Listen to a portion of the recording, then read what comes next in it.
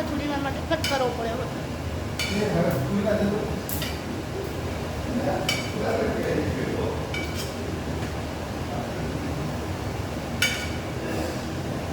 તો આની અંદર મેં બધી જ વસ્તુ નાખી દીધી છે. 2 વિડિયા છે. એક વિડિયો તમે જોઈ લેજો, બીજો વિડિયો આ પાર્ટ 2 છે.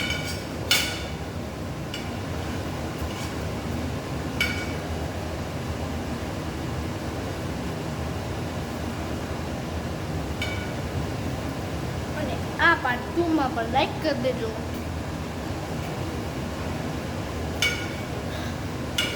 અને આવા જ વિડિયો જેવો આપો મળીશું. તો ખાવાનું બની રહ્યું છે મસ્ત. જ્યાંથી બોલો તો તમને બનાવતે ફાવશે. બનાવવાનું તો ઢોસા બનાવવાની થોડીક રેસીપી છે.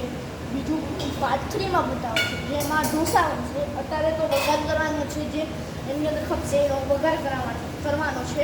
ઢોસાવાળું તમારે પાર્ટ 3 માં અમે રાત્રે સાંજના સમયે બનાવશું. તો તમે જોવાનું ભૂલતા નહીં. અત્યારે તો ચાલુ જ છે, તમે જોઈ શકો છો.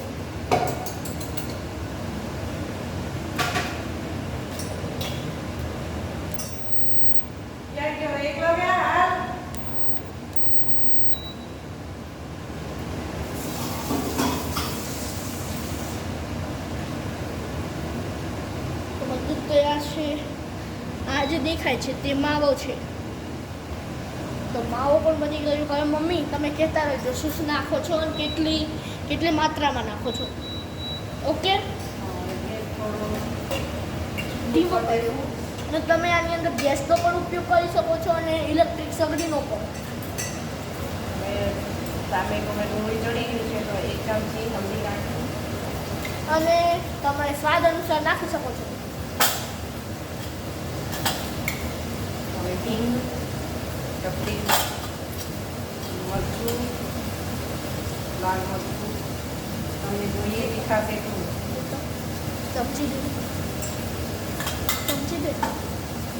તમને આટલી ચમચીમાં આ ચમચીમાં જે મારી મમ્મી નાખે છે આટલી ચમચી તમારે જોઈએ. ના હોય તો બીજી ચમચી વાપરી શકો છો. હવે આપણે સાંભાર મસાલો નાખીશું. એવરેસ્ટનો સાંભાર મસાલો છે. સોરી, એવરેસ્ટનો નહીં પણ બાદશાહનો.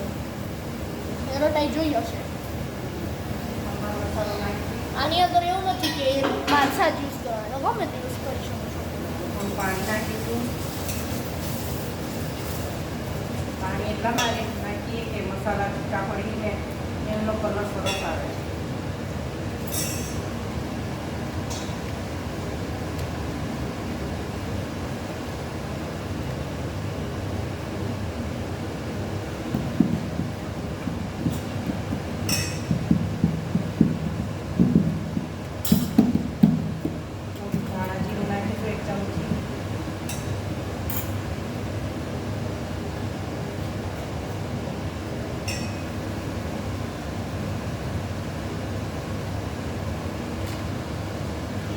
હવે દાળ એમાં નાખી દઈએ.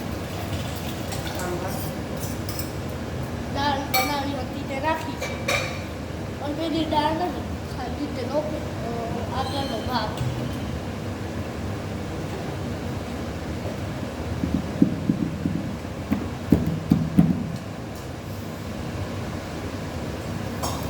જો તમને ઢોસા બનાવવા છે તો એની અંદર ચટણી વગર તો ચાલશે, એટલે અમે ચટણી બનાવી છે, જે અમે પહેલાં બનાવી દીધી હતી. હવે શું નાખવાનું છે? પાણી. થોડી દાળ આછી કરશું.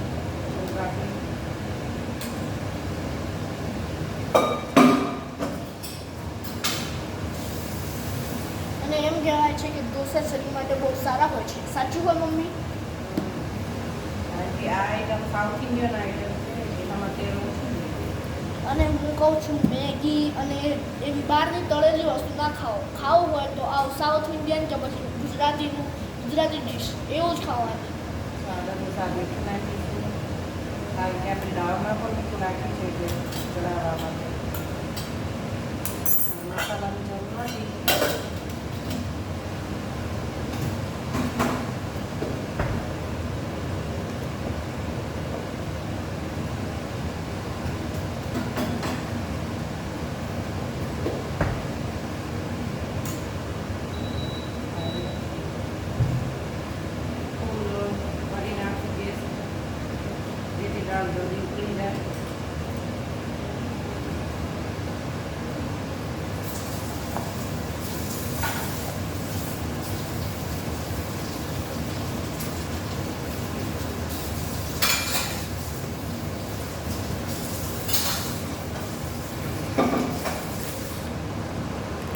બધો સાંભારા રેડી છે. એનામાં હવે લીંબુ નીચાવી દેશું તો ગેસ બંધ કરી દઈશું. પછી આપણો વિડીયો પતી જશે. તો તમને બનાવવો હોય તો રેસીપી આખી જોવી પડશે.